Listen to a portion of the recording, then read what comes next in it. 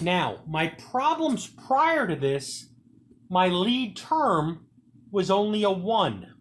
So here's the thing, and this is why this is called the AC method.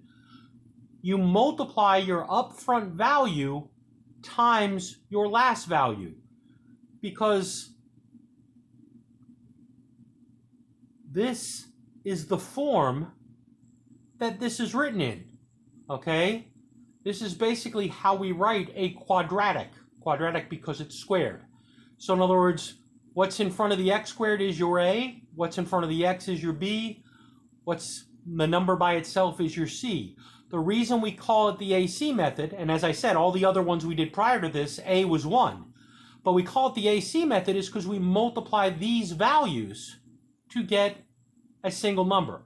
Well, 6 times 5 is 30. That's my product number. All right? So on this one, we get our product number, and it's different because of the number up front, the leading coefficient. Now, my sum number is still the middle number, the negative 17. So this is what I need to multiply to get. This is what I need to add to get.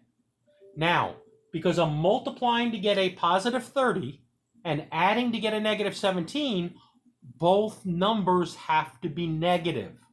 Both numbers have to be negative.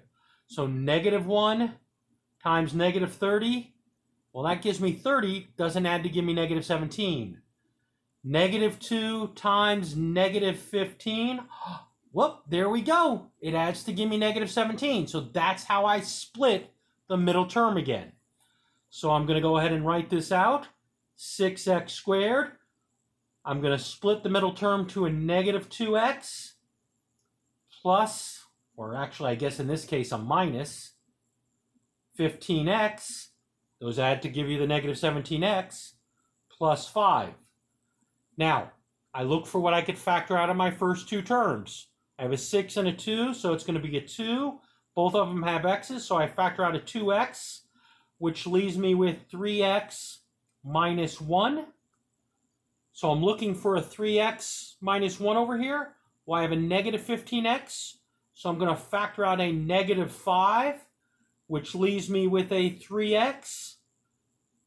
5 dividing out negative 5 leaves me with a negative 1.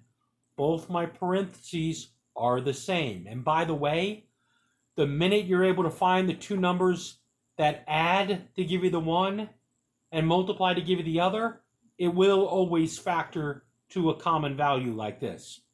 So both of these have a 3x minus 1, so I factor that out. And that leaves me with 2x minus 5.